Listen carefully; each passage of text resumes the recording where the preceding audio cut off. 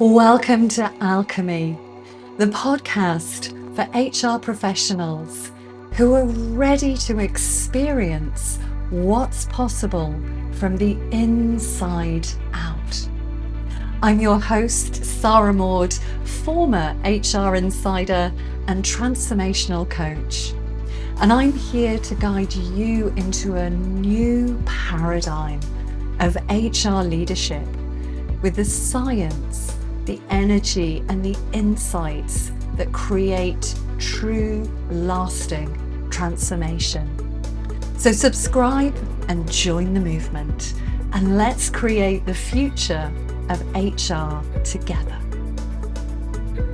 Hello to all of you fabulous HR people that are tuned in to today's episode.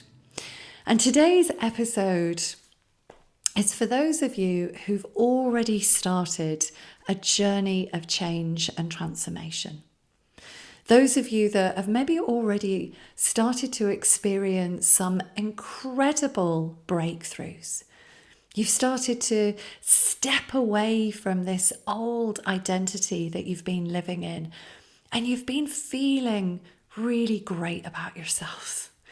You've been showing up in new ways. You've been just experiencing life from a very different perspective, like a different operating system. But you're having one of those moments where it's like you feel like you've taken 2 steps forward and 75 steps back. And you're like, whoa, it's like I've slipped back into this old way of thinking, this old way of feeling. I'm back in the old story. I'm back in the old identity. And that can be a really both disempowering and frustrating place to be. Can also be a really confusing place to be. And I know, not just from myself, but from my clients that I've worked with, that they've had these tremendous breakthroughs. They've been able to find themselves shedding perfectionism. They've been delegating to their team. They've been feeling good about themselves. They've been more assertive in meetings. They've stopped comparing themselves to other people. They've been standing their ground. They've been experiencing any number of shifts. And then at some point, they find themselves what feels like they're back at square one. So first thing I want to say is you are never, ever back at square one. I know that it feels like that. God knows I know it feels like that. But you never are. And the reason you're never back at square one is because your brain is made of neuroplasticity. Now, in really simplistic terms, what that means is the brain's like this giant lump of plasticine. And if you could just imagine molding this plasticine, sticking your fingers in it, and just playing around with it, well, you'd never, ever, ever be able to get it back into the shape that it was before you started to mold it. And it's exactly like that when we start to create changes at the underlying structures in the brain.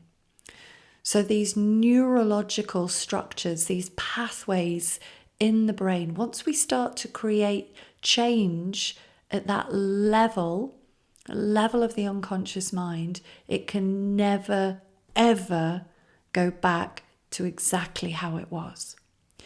It just feels, on those days where it just feels like it's gone a bit bleak, it can feel like we've gone back to the old self. And the reason for that is something which is referred to as conditioning. So conditioning is, if we think about the thoughts that we've been thinking, thoughts that we've been thinking on repeat, beliefs that we've believed for a really long time, well, they've just created automatic, repetitive, habitual responses in the brain and in the body, in the nervous system. And it's easy for us to think those habitual thoughts because they've just become so tried and tested. And in fact, when we're tired, maybe we've not had some great sleep or we're just a bit run down, the brain, which is primed for survival, will find it easier to think the thoughts that we've always thought because it takes less energy for the brain to do that. And the brain is primed for survival. Your brain is not wired for happiness. I'm really, really sorry to burst your bubble, but that is the truth. Your brain is primed for survival, not happiness. And I think it's really a big, big factor when it comes to creating change and transformation that we have to bring the well-being piece into it. Because if we're not getting good sleep, good quality sleep, where we're not moving our body, where we're not activating the lymphatic drainage system through movement, where we're not keeping ourselves hydrated and we're not nourishing the body with the foods that create optimal energy, well then we're more likely to slide back and experience living life from those habitual thought patterns, because the brain is just optimized to use energy in the most conservative way. So it's not that we've gone backwards, it just seems like it. And especially if we're experiencing just a very human response to something, and that's activated these habitual thought patterns, it's activated the emotional responses that correspond with those thought patterns, and it's like bang, we're just back in a feeling. And that feeling might be sadness, it might be grief, it might be guilt, it might be hurt, pain, sorrow, isolation, it might be any number of things. And in that moment, it can feel like this is reality. It can feel like it's here, this is the way that I feel. And it's also in those moments that those sort of naysayer-like thoughts come trotting out like, yeah, I'm never going to change. This is just, it's no point. Been doing all this inner work and it's not got me anywhere. We might find ourselves slipping into that victim state. And again, all of that is perfectly normal. It's just part of being humans. So it's in these moments, I would invite us to do a number of things. The first one is about the self-awareness. The more that we are working on ourselves, the more easy it becomes to catch these stories, to catch these trains of thought before they get too much momentum behind them. It's like imagine getting on a train to somewhere that you really don't want to get on a train to and finding yourself back on that train and it's got no stops. It's just a straight through fast train to, Sadville, Anxiousville, whatever. So the earlier that we can catch these stories, these habitual thought patterns and recognize that's all that's happening here. I've just fallen back into some really old conditioned thinking. Well, then that's wonderful. But sometimes it doesn't look like it's just conditioned habitual thinking, especially if there's a lot of emotion there. Because the thing about thoughts is thoughts themselves, they are neutral, but they don't always look like that. They don't look like that because of consciousness. It looks like this is real. This is real and I've got to do something about this. And the more that we place our focus of attention on something, well, that's where our energy goes. And so telling yourself, oh, this is just habitual thinking, well, that's like throwing jelly against the wall and hoping that it sticks. So my advice in these situations is look at what can you do to try and basically get out of your head. What can you do to get out of your own way? And for me, this isn't a prescription. I think you've got to find what works for you. For some people, it could be going for a run. It could be going to the gym to just expel all of this emotion. Like for me, a really good high intensity workout, like I love body combat. Body combat is like my go-to. And if there isn't a class, well then I just take myself down to the gym and I grab a couple of weights and I just start punching the air looking like a fucking crazy woman that you wouldn't want to go near.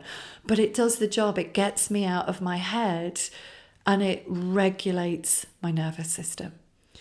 But there is no wrong answers, there's no right answers. It's just doing what makes sense to you to just calm everything down so that we can then start to establish clarity again. Because the truth is, all that's really happened is that we've just had a dip in consciousness. We've just gravitated back to these old habitual ways of seeing. And when we find ourselves back into that elevated state of consciousness, well then it's like we can see the wood for the trees. It's like, oh yeah, okay, I get it. Now, the other thing that I really want to get across when you're on a journey of change and transformation is going back to what I said, that the brain, unfortunately, is not primed for happiness, it's primed for survival. And so it's not uncommon to find yourself slipping back into these old ways of thinking and feeling, because what we have within the brain is something called the amygdala. And the amygdala is part of that survival system. It's like the brain's threat detection center. So when it detects a threat, it sets off the fire alarms. It's a primitive survival structure. Now, you might be thinking, yeah, but if I'm suddenly experiencing all these breakthroughs and I feel amazing, I feel connected to myself. I feel like for the first time in my life, I recognize I'm good enough, I'm worthy.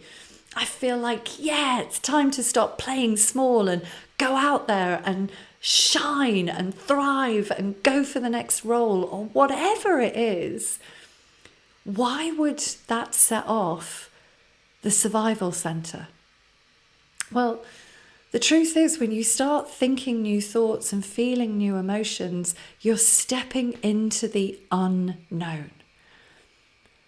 So if you start to experience these shifts, and I know myself, when I've experienced some really, really deep energetic shifts that have literally just practically had me levitating, it's not uncommon for me to even experience that sort of sliding back to the old way.